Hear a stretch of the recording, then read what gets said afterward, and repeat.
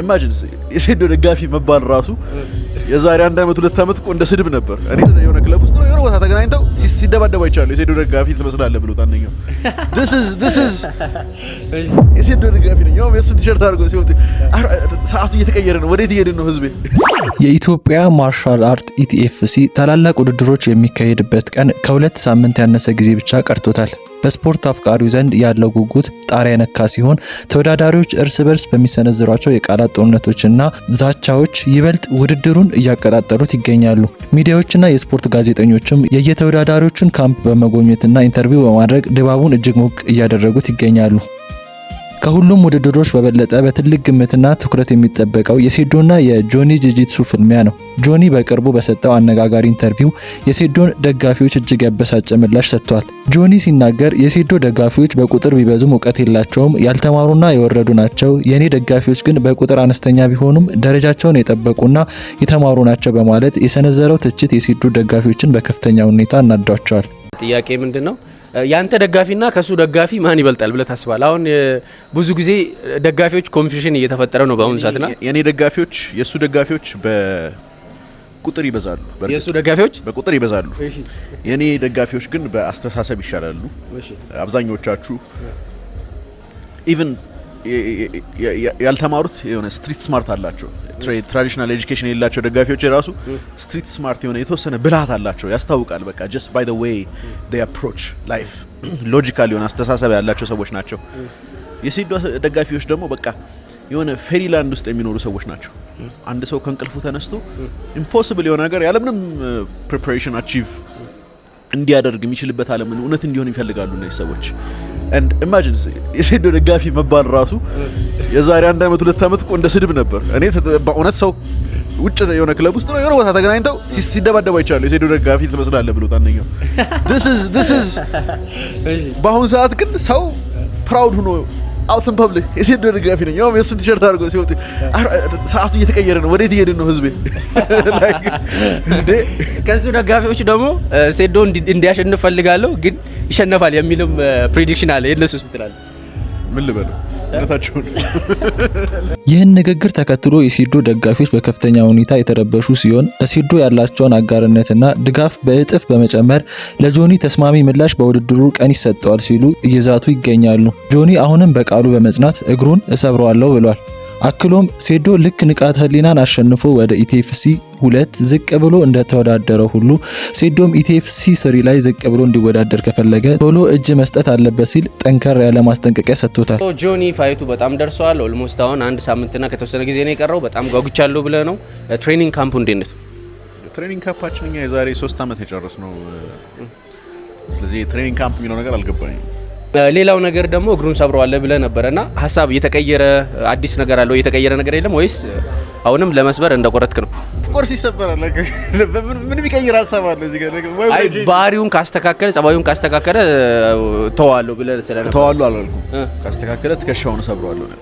እሺ ሶ በጂሱ መሬት ላይ አውርደ ነው ምሰብረውም ከሆነ ምሰብረውና የሱ ስትራይኪንግ አሪፍ ነው ብለ ታስባለህ? የሴዶ ፕላን ቴጁስ ገብቶ ለመሮጥ ነው። እሺ ስለዚህ ምንም ይሁላ ውጭ ሀገር ሄዶ ትሬን ያደረገው ለመሮጥ ነው። ሰዓት መግዛት ነው ስራው። ስትራይኪንግ አቅም የለው። ሆፒንግ I would get tired በስትራይኪንግ ማው ስትራይክ አደረገዋለሁ፣ በግራፕሊንጉም ይረሸናል።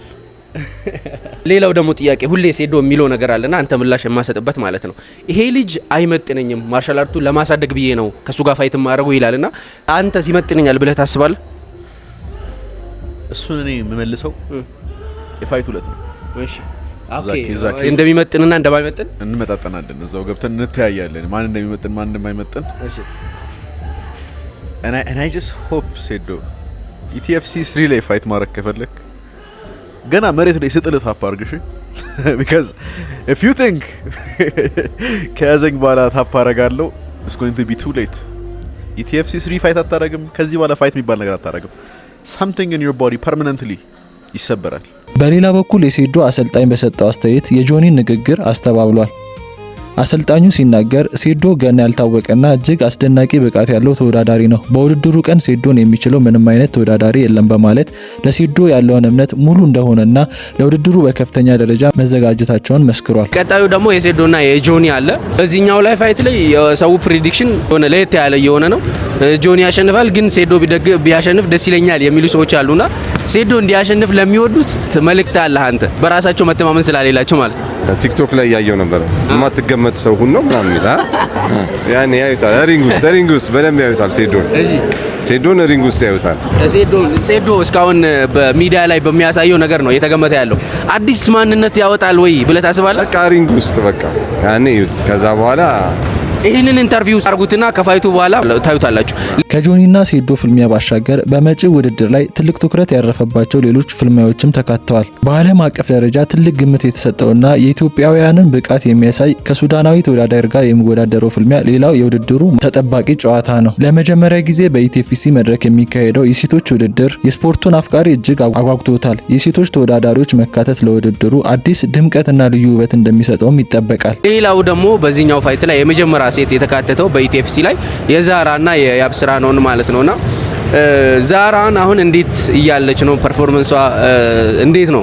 ጥንካሬም ላይክ እሷ አሁን በያቡጋ በምታረገው ፋይት ምን ትጠብቃለህ ከሷ? ማለት በደንብ አሪፍ ነገር ጠብቃለሁ። ምክንያቱም ዛራ ታይላንድ ሄዳ ስትወዳደር አደጋ አጋጥሟታል። ማለት ያው ትከሻ ላይ የታወቀ ነገር ነው። እንደዛ ሆና ነው ሄዳ እዛ ጋር ያሸነፈችው። አሁን ደግሞ ያ ነገር እያገገመ ነው። ስለዚህ አሪፍ ውጤት እንደምታመጣ አልጠራጠርም። 100% የአብስራ ቻሌንጅ ልታረጋ ትችላለች ብላ አታስብም?